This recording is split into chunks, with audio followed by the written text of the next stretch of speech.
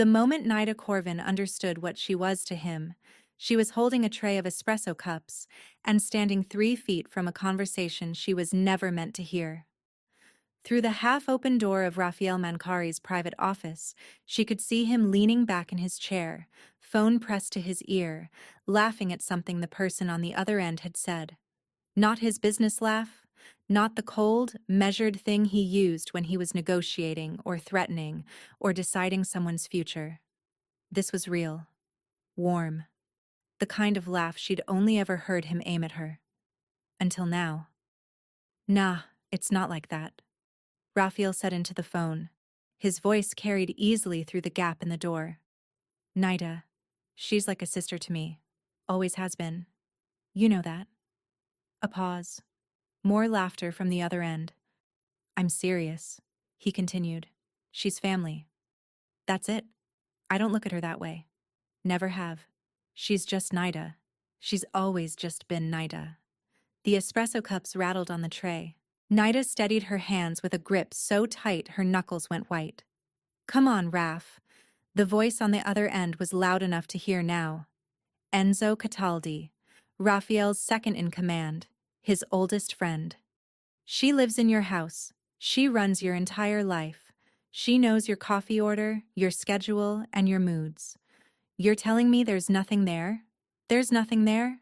She's been with this family since we were kids. My father took her in. She's loyalty. She's trust. But romance? Raphael made a sound, half laugh, half dismissal. That would be like dating my accountant. Worse, Enzo said. At least your accountant wears something other than those gray dresses. They both laughed. Nida stood frozen in the hallway, the espresso cooling on the tray. Something cooling inside her chest, too.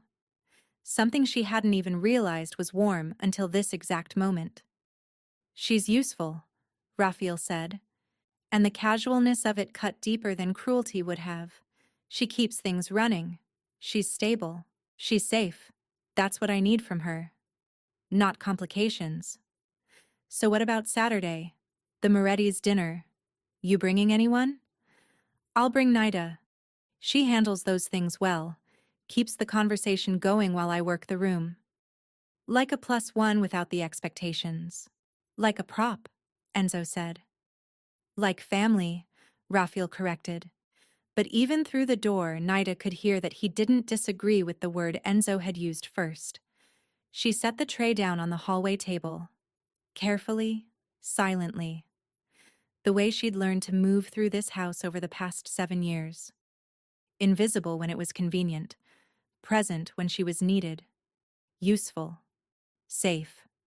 Like a sister. She walked to her small quarters off the kitchen. Closed the door. Sat on the edge of her bed and stared at the wall. She didn't cry. That surprised her. She'd expected tears. Expected the hot rush of humiliation that comes when you realize you've been feeling something enormous for someone who hasn't noticed you at all. But the tears didn't come. What came instead was something harder, colder. A realization that settled into her bones like cement. 7 years in this house, 7 years making herself indispensable to one of the most powerful men in the city. Learning his rhythms, anticipating his needs, managing his world from the shadows. And in all that time, he had never once looked at her and seen a woman. He'd seen a function, a role, a comfortable piece of furniture that happened to breathe. Before you hear what happened next, do me a favor. Drop a comment with the word sister if you've ever been put in a box by someone who didn't bother to ask if you fit. I want to see how many of us have been there. And if you stay until the end of this story, you'll understand why Raphael Mancari's comfortable little world was about to collapse. Hit that like button, and let's begin. The Mancari estate sat on 4 acres of manicured silence on the northern edge of the city, behind walls high enough to keep out everything except money and fear. It had been built by Raphael's grandfather, expanded by his father, and inherited by Raphael at 23 when his father died of a heart attack that most people suspected wasn't entirely natural. Nida had arrived at the estate when she was 15, Her mother, Liesel, had worked as the family's head housekeeper for a decade before that. When Liesel died from complications after surgery, old Domenico Mancari had made a decision that passed for generosity in his world. "The girl stays," he'd told his staff. "She has nowhere else. Put her to work. Put her to work."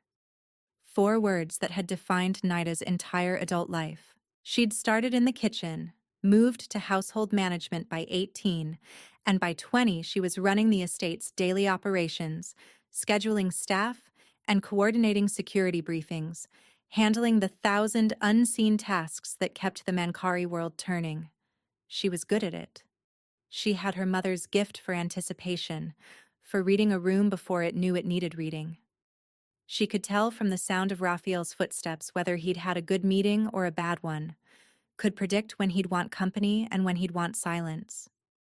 And somewhere in those years, without deciding to, without permission, without even fully understanding what was happening, she'd fallen in love with him. It wasn't dramatic love. It was quieter than that. Deeper. It was knowing how he took his coffee and making it before he asked. It was staying up late when he had difficult business, not because he needed her, but because she couldn't sleep, knowing he was awake and troubled. It was the way her chest tightened when he smiled at her. Really smiled. The rare, unguarded version that made him look like the boy she'd grown up alongside, instead of the man the city feared. She'd never said a word about it, never hinted, because Nida understood something fundamental about love in a house built on power. It made you vulnerable, and vulnerability in the Mancari world was a luxury no one could afford. So she'd buried it, wrapped it in competence and routine and the gray dresses Enzo had mocked. Made herself so essential that Raphael couldn't imagine the house without her, while making sure he never imagined anything more, and it had worked. Perfectly. He imagined nothing at all. She was just Nida. The morning after the phone call, she moved through the estate with her usual efficiency, checked the kitchen inventory, confirmed the security rotation with Tomasz, the head of Raphael's personal detail, placed fresh flowers in the study because it was Tuesday, and Raphael's mother had always kept flowers in the study on Tuesdays, a tradition Nida maintained even though Raphael had never once mentioned noticing. He found her in the dining room, arranging place settings for a lunch meeting.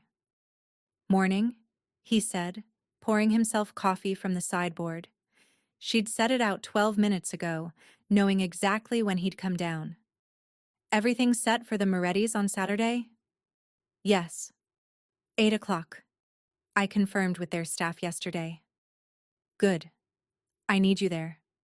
Oriana Moretti is impossible to talk to. You're good at keeping her occupied while I handle business." "Of course." He looked up then. Something in her voice, maybe? Some micro-shift in tone that years of proximity had made him sensitive to, even if he couldn't identify it. "You okay?" "Fine." She met his eyes, smiled the professional smile she'd perfected. He studied her for a half-second longer, then shrugged. Went back to his phone. The moment passed. She went back to being invisible, but something had cracked. A fissure running through the foundation of the life she'd built here. Hairline thin, barely visible, but structural. The kind of crack that didn't heal. The kind that only spread. The Moretti dinner was the kind of event Nida had attended dozens of times, a private gathering disguised as social, where alliances were tested and loyalties measured over wine that cost more than most people's rent. She knew the choreography by heart. Arrive with Raphael, deflect attention, keep conversation flowing, be present enough to be useful, invisible enough to be forgotten. She wore the navy dress she always wore to these things. Simple, appropriate, forgettable. Hair pulled back, minimal jewelry, the uniform of a woman who existed in the margins of someone else's life. But tonight, something shifted. It started with a man she didn't recognize. He was standing near the bar when they arrived. Tall, dark hair, wearing his suit like someone who'd chosen it carefully but didn't need it to define him. He was talking to Oriana Moretti, and whatever he was saying had Oriana laughing genuinely, which Nida had never seen from the famously cold woman. Raphael noticed him too. "Who's that?" he asked Nida under his breath. She didn't know. She always knew the guest lists, but this man wasn't in her briefing. "I'll find out," she said, and moved toward the bar. She didn't have to. The man found her. "You look like you're working," he said as she approached. His voice was warm, lightly accented, amused. "Everyone else here is performing. You're actually doing something." People at these events didn't talk to her. Not directly, not with curiosity rather than condescension. "I'm sorry," she said automatically. "I don't think we've met." "Soren Vasek." He extended his hand. His handshake was firm but unhurried. "I'm new in town. Oriana invited me because she says I'm interesting enough to justify the extra place setting." "And are you? Interesting?" He smiled. "Depends who's asking. Are you asking as Raphael Mankari's companion or as yourself?" The question landed like a small explosion in Nida's chest. No one at these dinners had ever distinguished between those two things. To everyone in Raphael's world, she was an extension of him. Not a separate person with her own curiosity, her own name worth knowing. "Nida Corvin," she said, "and I'm asking as myself." "Then yes," Soren said. "I'm very interesting, but more importantly, so are you." Nobody had called her interesting in years. Useful, reliable, efficient. But not interesting. Interesting implied depth, something worth exploring. Nobody explored the housekeeper. "What makes you say that?" "Because you're the only person in this room who's actually paying attention instead of waiting for their turn to talk." "That's rare." She told him the truth about what she did. Ran Raphael's household. Managed his schedule, his staff, and his domestic operations. Had done it since she was barely out of her teens. Soren didn't flinch. Didn't look away. Didn't do the thing most people did when they realized she was the help. That micro-adjustment of posture. That slight withdrawal of interest. "That's a long time to run someone else's world," he said. "When do you run your own?" The question hit something she didn't know was exposed. A nerve she'd thought she'd buried deep enough to be unreachable. She opened her mouth to give some practiced answer, and nothing came out. Soren watched her with patient eyes. Not pushing, just waiting. Like her silence was an answer worth hearing. Across the room, Raphael was watching them. Nida didn't see it, but Enzo did. He leaned toward Raphael and said something that made Raphael's jaw tighten. Made him stare at the woman by the bar who was, for the first time in all the years he'd known her, talking to someone who wasn't him. Nida, unaware, smiled at Soren Vasek. Not her professional smile. A real one. The kind she hadn't used in so long she'd forgotten it existed. And somewhere across that room, something inside Raphael Mankari shifted. Something he didn't recognize. Something he couldn't name. Something that felt dangerously, impossibly, like losing something he'd never bothered to hold. Nida didn't sleep that night. She lay in her quarters staring at the ceiling, replaying the conversation with Soren Vasek like a film she couldn't pause. "When do you run your own world?" It wasn't the question that kept her awake. It was the fact that she didn't have an answer.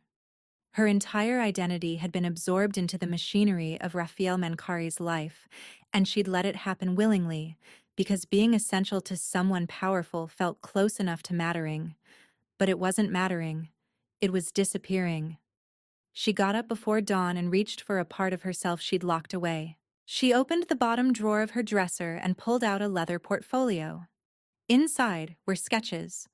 Architectural drawings she'd made during the 2 years she'd spent at the city's technical college before her mother died. Interior layouts, structural concepts, spatial designs that her professors had called remarkable for a student her age. She'd wanted to be an architect, had dreamed of designing spaces that made people feel something, homes that weren't monuments to wealth but to living. Her mother had encouraged it, had worked double shifts to pay the tuition, had told Nida that building things was the most honest work a person could do. Then Liesel died. The tuition stopped.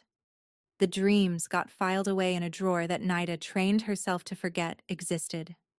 She'd been 20 years old with a dead mother, a mounting stack of medical debt, and a job offer from the Mankari estate that paid enough to make the debt go away. The choice had never felt like a choice. It had felt like gravity. She spread the sketches across her bed now, studying them with eyes that were older, sharper, and sadder. One drawing in particular caught her attention. A community reading room she'd designed for a second-year project. Open sightlines, warm materials, and natural light flooding the space from clear-story windows. Her professor had written in the margin, "This understands how people breathe in a room. Keep going." She hadn't kept going. She'd stopped. And the stopping had lasted nearly a decade. She put them away before Raphael woke up. Went through her morning routine, coffee, schedule, staff briefing, the daily architecture of someone else's life. But something had loosened. Some bolt she'd tightened years ago had come undone, and the whole structure she'd built around herself felt less like protection and more like a cage. Raphael was different that morning too. Distracted. He stood at the kitchen island watching her organize the catering order. "Who was that man you were talking to last night?" His tone was casual. Too casual. "Soren Vasek. He's new in the city." Oriana introduced him. "What does he do?" "I didn't ask." "You talked to him for 40 minutes and didn't ask what he does?" "We talked about other things," she said simply. "What other things?" "Personal things." The word personal landed between them like a stone in still water. In all the years she'd lived under his roof, Nida had never used that word to draw a boundary with him. Her life was his life. That was the arrangement. Unspoken, but absolute. Until now. "Since when do you have personal things at my events?" "Since someone asked me a question nobody else has bothered to ask." She said it without anger. Just fact. But she watched it land. He picked up his coffee and left the kitchen without another word. Nida stood there for a long moment, hands flat on the counter, heart hammering. She'd pushed back. Not dramatically, just a sentence. A boundary. A tiny declaration that she existed outside the borders of his needs. It felt terrifying. It felt like breathing. That afternoon, her phone buzzed. "It was fascinating meeting you last night." "Soren. Oriana gave me your number. I'd like to see you again. Somewhere without champagne and agendas." Nida stared at the message for 10 minutes, then typed back 2 words. "I'm interested." She pressed send before she could change her mind, and the crack in the mirror widened. Soren took her to a bookshop. Not a restaurant, not a bar. A small cluttered bookshop in the old quarter, tucked between a bakery and a locksmith, with shelves that reached the ceiling and a cat sleeping on the register. "I wanted to show you somewhere real," he said. "Somewhere that isn't performing." They spent 2 hours there. Soren pulled books from shelves and handed them to her, asked what she thought, listened to her answers with the kind of attention she wasn't used to receiving. He told her about his work, urban development consulting, helping cities redesign neglected neighborhoods into functional communities. He'd worked in Prague, in Lisbon, in Beirut, in cities that had been broken and were trying to rebuild. "You're an architect," Nida said, the word catching in her throat. "Not exactly. I work with architects. I figure out what a community actually needs before the architects start drawing." "Why? Does that interest you?" She told him everything. The technical college, the sketches in the drawer, the career she'd abandoned. She told him things she hadn't said out loud to anyone, about how she used to walk through buildings and mentally redesign them, rearranging walls and windows in her head, a habit she'd never been able to stop even after she'd stopped drawing. Soren listened without interrupting. When she finished, he was quiet for a moment. "Can I see them?" he asked. The sketches. Nobody had ever asked to see anything of hers. The idea of someone being curious about her life felt almost suspicious. "Why?" she asked. "Because you lit up when you talked about it. Your whole face changed.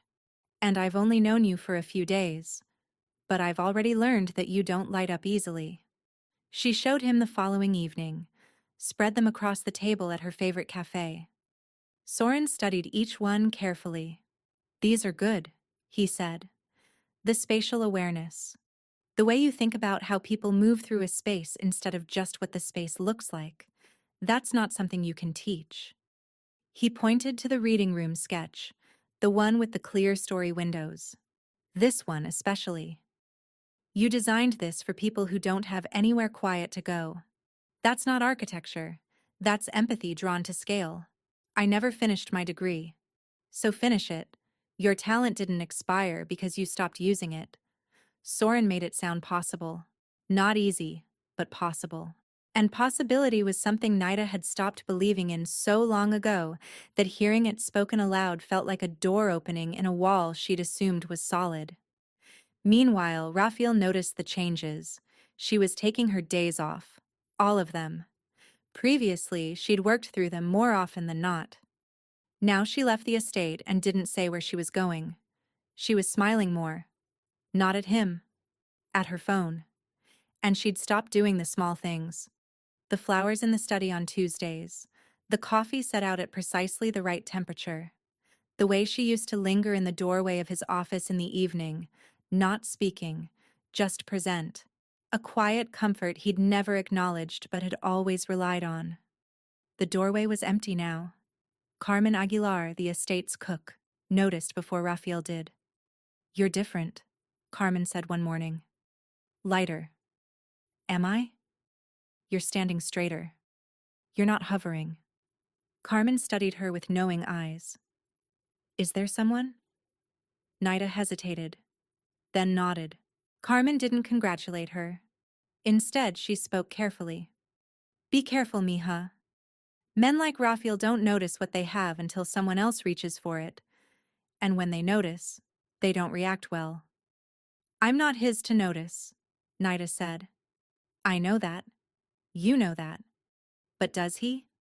3 weeks after the Moretti dinner, Soren invited Nida to an architecture exhibition at the Calder Gallery, a retrospective of urban renewal projects from across Europe. "Come with me," he said, "and wear something that isn't a uniform." The comment wasn't cruel, it was observational. Nida's entire wardrobe was built around disappearing. Neutral colors, simple cuts, clothes designed to say, "I'm not here, don't look at me." She went to her mother's storage trunk. Scarves, letters, a pair of reading glasses, and folded at the very bottom, a dress, deep copper silk. Her mother had worn it once, to a wedding, years before she'd started working for the Mancaris. Nida remembered being a child, watching her mother get ready, thinking she looked like something from a painting. The dress didn't fit. Not quite. Nida was taller than her mother had been, broader in the shoulders. But the fabric was extraordinary, the kind of silk that held light like liquid. She took it to a tailor 2 blocks from her cafe.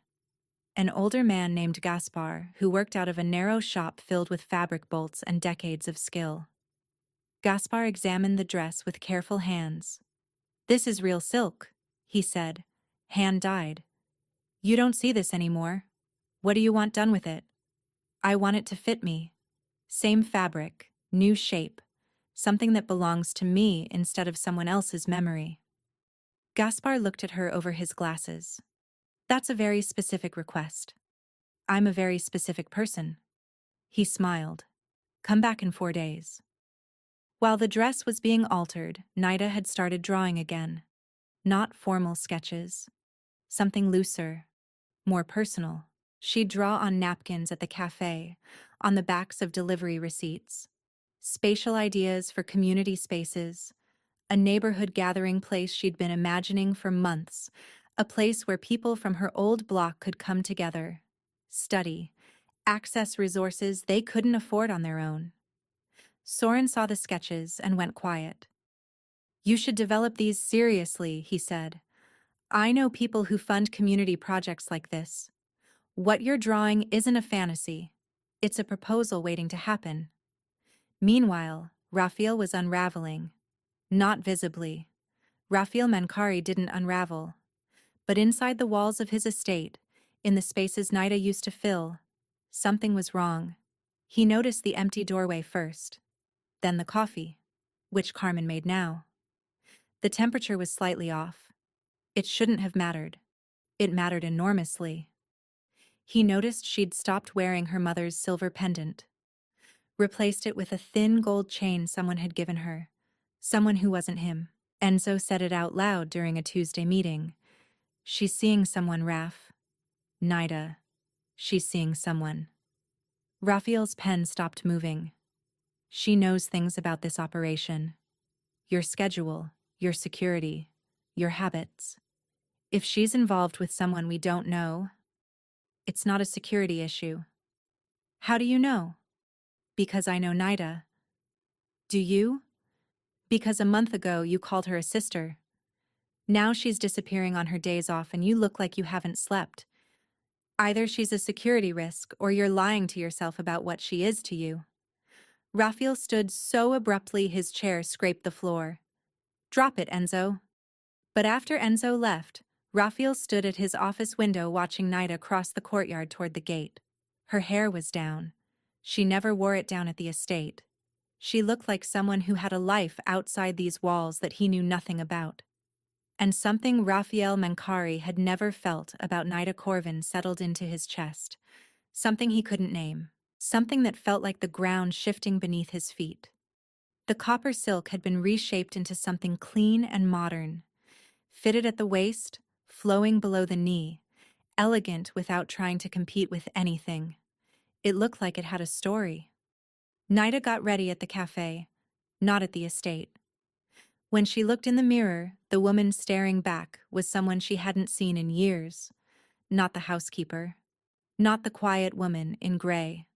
Someone with edges and warmth, and a life that belonged to her. Soren met her outside the gallery. He stopped walking when he saw her. "You look like yourself," he said. "I'm starting to remember what that feels like."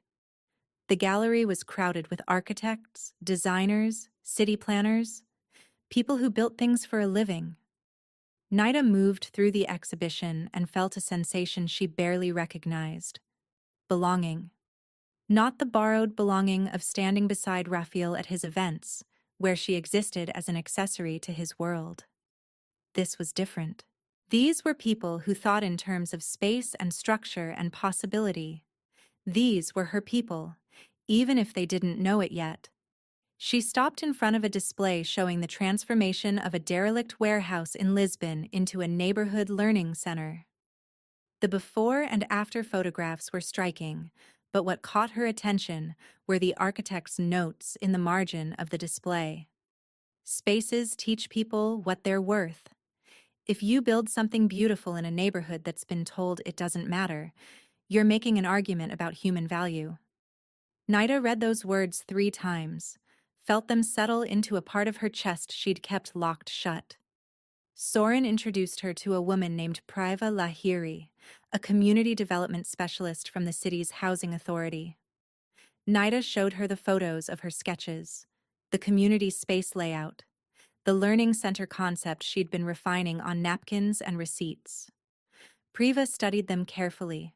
"These are rough, but the thinking is sophisticated. You understand circulation patterns.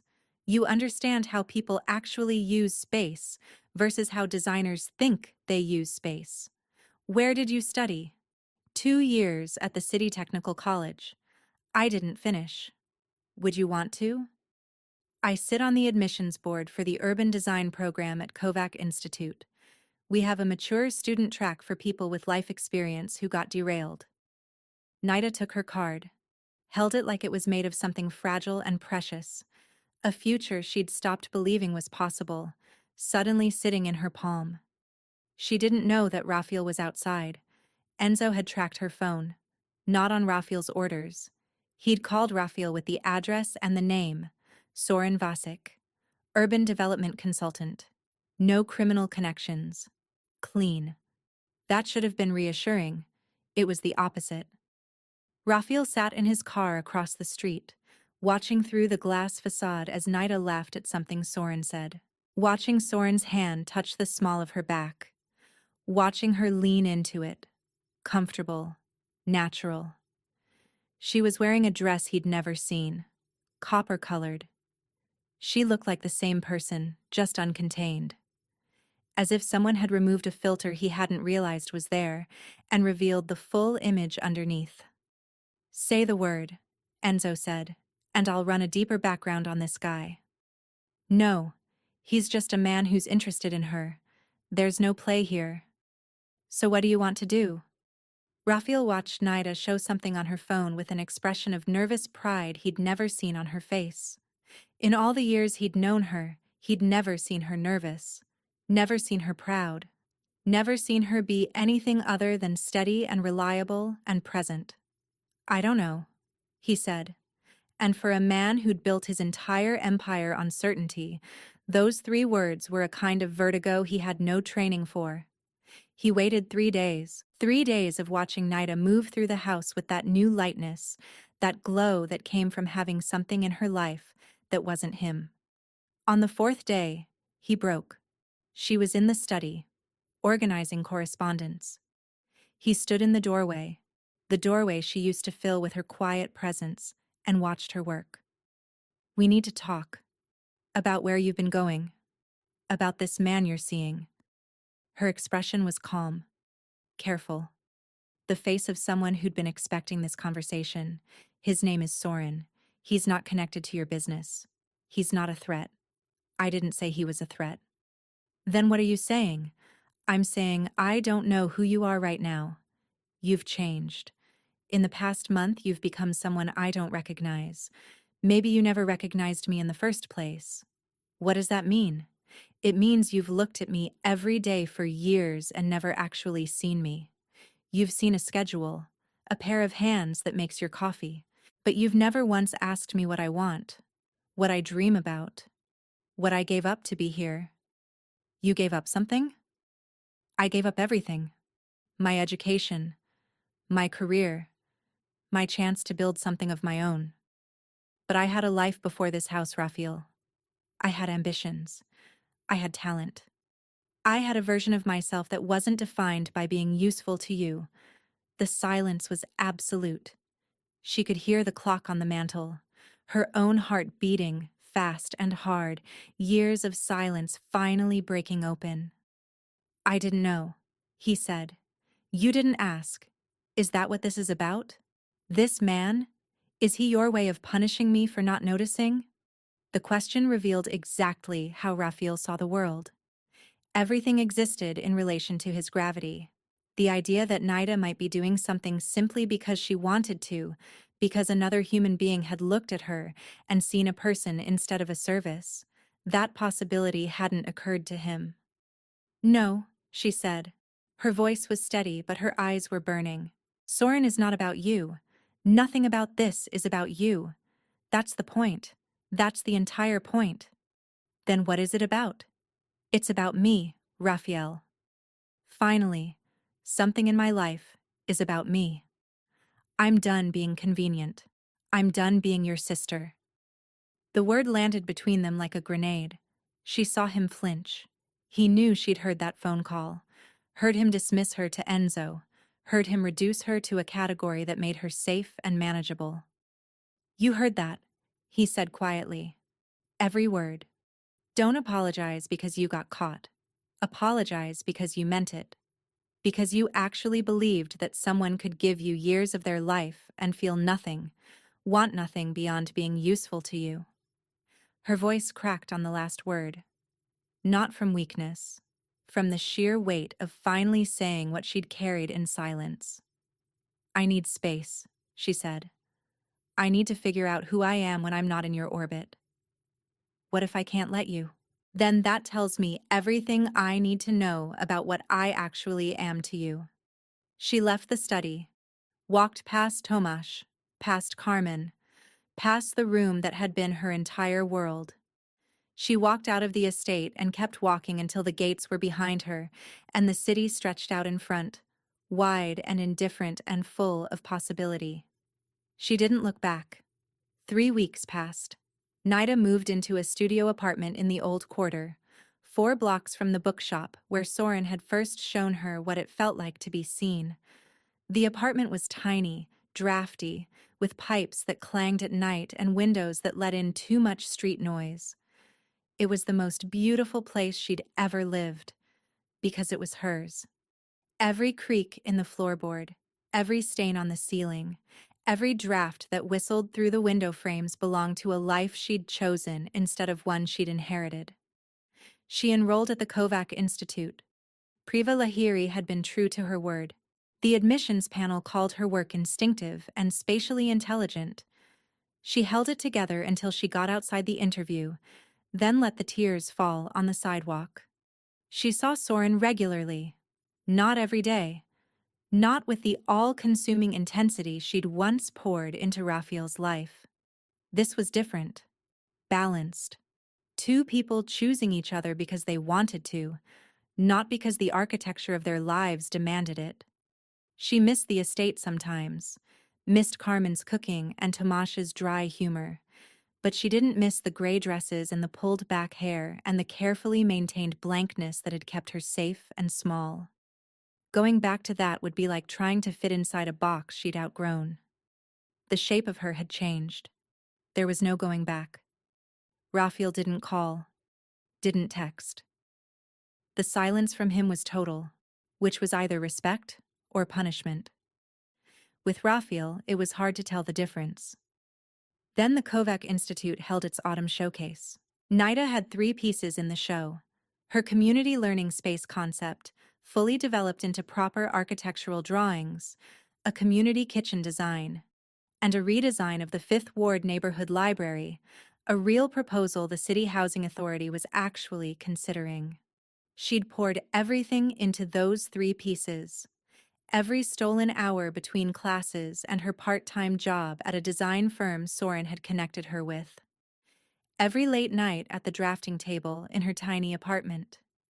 She wore her mother's copper dress, armor and memory and identity all at once. Soren was there, Priva was there, and Raphael was there. She saw him across the room and her breath stopped. He was standing in front of her learning space design, studying it with an intensity she recognized. The way he studied contracts before signing them. Completely focused. He was alone. No Enzo. No security. Just Raphael Mancari in a dark coat. Looking at something she'd created and seeing her in it for the first time. Their eyes met across the hall. He didn't cross the room. Instead, he stood there, and she watched something cross his face she'd never witnessed before. It wasn't anger or possessiveness. It was grief. The raw, unguarded grief of a man who had just realized what he'd had, what he'd lost, and that the loss was entirely his own fault. She walked toward him. They stood side by side in front of her design, not touching, not speaking. "You did this," he said finally. His voice was rough. "Yes. It's incredible. I didn't know you could do this. You didn't know a lot of things about me." His eyes were red at the edges. She'd never known he was capable of tears. "I was wrong," he said. "About everything. About who you were. About that word I used." "Sister," she said. He flinched. "The stupidest, most blind, most cowardly thing I've ever said." "Why are you here, Raphael?" "Because Carmen told me about the show. Because I haven't slept in 3 weeks. And every time I walk past your empty room, I feel like someone removed a wall from my house, and I can't figure out why everything feels wrong. She wasn't the same woman who would have collapsed into that look a month ago. Who would have let his recognition define her? I didn't leave because of Soren, she said. I left because I was disappearing, and staying in your house would have finished the job. You didn't make me invisible, but you never gave me a reason to be visible. He nodded, not arguing, just accepting. And I'm not coming back. Whatever I am now, I built it myself. I need it to stay mine. What do you want? She asked him. The same question Soren had asked her weeks ago. The question that had started everything. Raphael looked at her drawing, at the space she'd designed for people who had nowhere to go. I want to deserve you, he said. Not have you. Not own you. I want to actually deserve someone like you, and I know I don't. Maybe not ever. But I wanted you to know that I see you now. I finally see you. A tear slipped down Nida's cheek. She didn't wipe it away. That's a start, she said quietly. Nida woke to 17 messages. 3 from classmates, 2 from Priva with contacts at the housing authority, 1 from Soren, proud of you, and 1 from Raphael. 4 words. I funded the library. She called Carmen. He did what? Called the housing authority this morning, Carmen said. Full funding for the 5th Ward library redesign. Your design, Nida. He told them he wanted your proposal built exactly as you drew it. No changes, no compromises. How much? Enough. More than enough. 3 years of operating costs on top of the construction budget. Books, technology, staff salaries, everything. Why? Carmen was quiet for a moment. Because he's trying to be someone who deserves what he lost. Whether he gets there is another question. But he's trying. Nida set down her phone and sat on the edge of her bed, bare feet on cold floorboards, morning light cutting through the drafty windows. She thought about the girl who'd arrived at the Mankari estate at 15, motherless and terrified, the woman who'd spent years dissolving into someone else's life. The person she was becoming now, with her name on architectural drawings and her work being built in the real world. She thought about Raphael standing in front of her design at the showcase, his eyes red, his voice rough, saying, I want to deserve you. She thought about what it meant that he'd funded the library without asking for anything in return. No conditions, no strings. Just an act of faith in the woman he'd finally learned to see. It didn't erase what he'd done, didn't undo the phone call or the word sister or the years of comfortable blindness. But it was something. A brick laid in the right direction. Soren came by that afternoon, brought coffee and the morning paper, which had a small piece about the Kovac showcase buried in the arts section. Her name was in it, Nida Corvin, mature student and standout of the autumn exhibition. How does it feel? He asked. Seeing your name in print? Strange. Good. Like proof that I actually exist outside that house. You always existed outside that house. You just forgot. She looked at him. This man who'd walked into her life at exactly the right moment and asked exactly the right question, who'd never tried to own her or contain her or reduce her to a role. Who'd simply seen her and said yes. That's interesting. Tell me more. What are we? She asked. We're 2 people who like each other and are figuring it out. No rush, no pressure, no boxes. She smiled. The real one, the one she'd rediscovered at the Moretti dinner. I like that. Good. Now show me the revised library plans.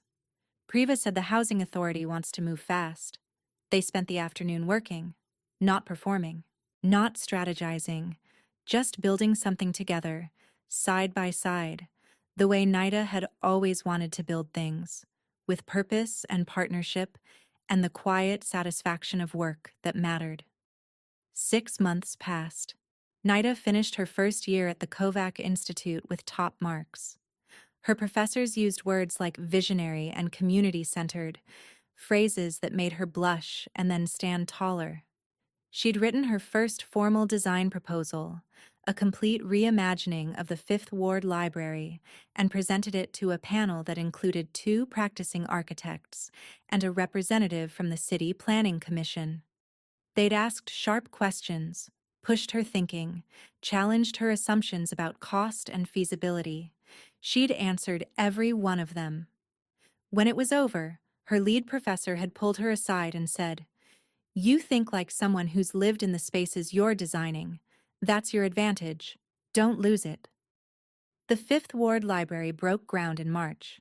Nida stood at the site in a hard hat and her mother's silver pendant, the one she'd started wearing again because it no longer carried the weight of grief.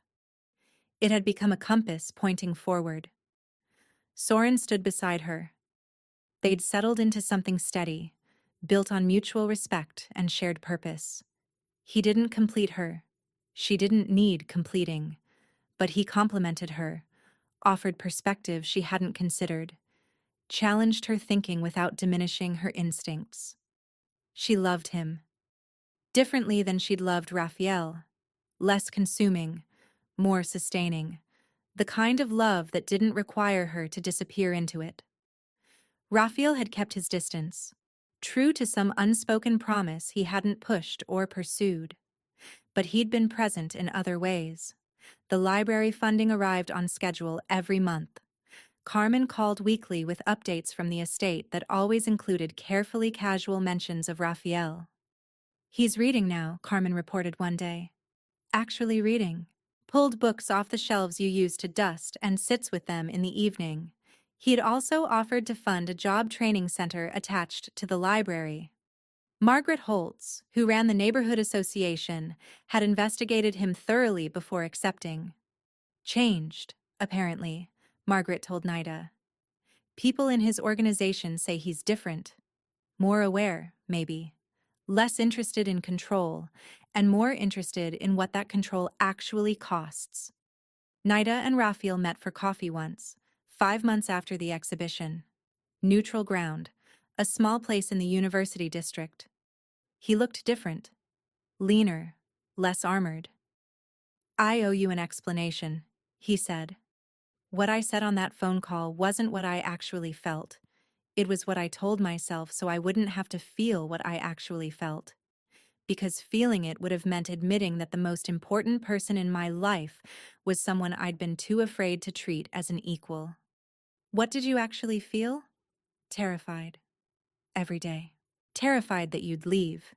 That you'd realize you deserved more than making my coffee for the rest of your life. So I put you in a box and called it family, because family can't leave. Family is obligated to stay. That's not what family means." "I know that now." "I'm happy," Nida said eventually.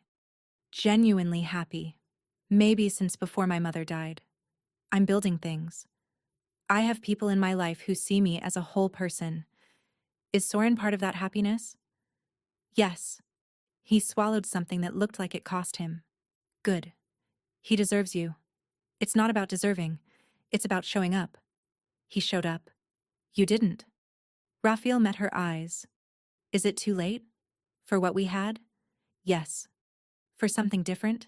Built on honesty instead of habit?" "I don't know yet." Don't wait for an answer.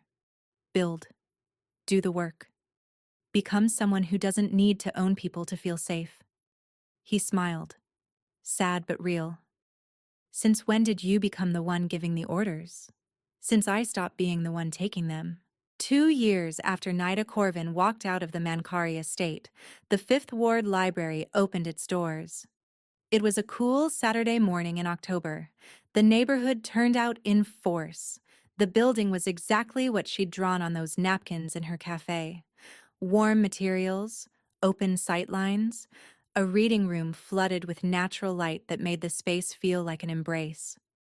Nida stood at the entrance of the building she'd designed, in her mother's copper dress, altered twice now to fit the woman she kept becoming, and felt something she'd been chasing her entire adult life. Not approval, not recognition, purpose. Soren was there, standing near the back. That was his way. Not absence, just space. Room for her to be fully herself. Carmen came, brought empanadas for the reception table, and cried into a napkin when she saw the building. Your mother would have wept, she told Nida. She would have stood right here and wept. Then she would have straightened your collar and told you to stand up straighter. I'm standing pretty straight these days, Carmen. Yes, mija. You are. Raphael came late, stood at the edge of the crowd. He'd continued the work he'd promised. The job training center was operational. He'd divested from holdings that caused harm and reinvested in communities his family's business had once exploited. It wasn't redemption, it was restitution. And he was honest enough to know the difference. Nida found him near the window of the reading room. You came, she said.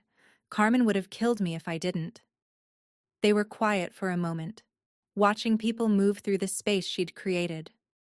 I found something, Nida said. Last week, going through the last box of my mother's things. What was it? A letter. Addressed to me, dated 2 days before she died. She'd asked a nurse to write it because her hands were too weak. She read it aloud, quietly, just for Raphael, just for the reading room. My Nida, you are building yourself too small. You are making rooms for other people and forgetting to make one for yourself. Promise me you will stop shrinking. Promise me you will build something with your name on it. Not for money. Not for anyone else. For you. Because you deserve a room of your own.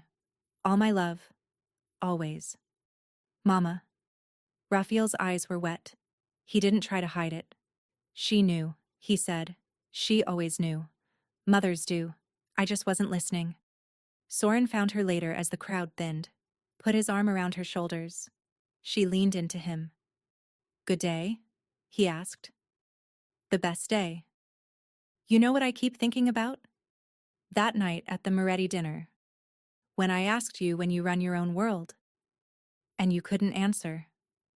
Nida looked around the library. At the children reading in the corners. At the adults signing up for programs. At the building she'd designed standing solid and real in a neighborhood that had been told it didn't matter. I can answer now, she said.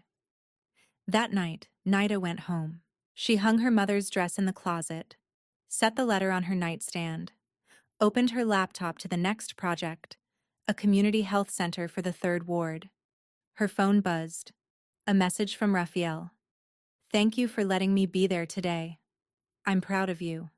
Not the way I used to be, the way you'd be proud of something you owned. Proud the way you should be of someone you respect. Someone who taught you what courage actually looks like. She typed back. Thank you for funding the library, and for doing the work. The real work. On yourself. His reply came quickly. Still building. She smiled. Aren't we all? Nida stood at her window. The city spread out below, complicated and imperfect and alive. She thought about her mother's letter, about building rooms for yourself instead of only building them for other people. She'd spent years as a sister, a convenience, a pair of hands that kept a powerful man's world running while her own world gathered dust in a drawer. Now she was an architect, a designer of spaces that mattered. A woman who'd walked away from safety and into uncertainty and found, on the other side, the only thing worth building. A life that was hers, not borrowed, not inherited, not given to her by a man who'd finally learned to see her, built by her own hands, from her own talent, out of the wreckage of everything she'd lost and the stubborn, relentless refusal to stay small. Nida Corvin turned off the light. Tomorrow, there would be new plans to draw, new buildings to imagine, new people to help find rooms of their own. But tonight, she was exactly where she belonged. Visible, valued, whole, and entirely, completely herself.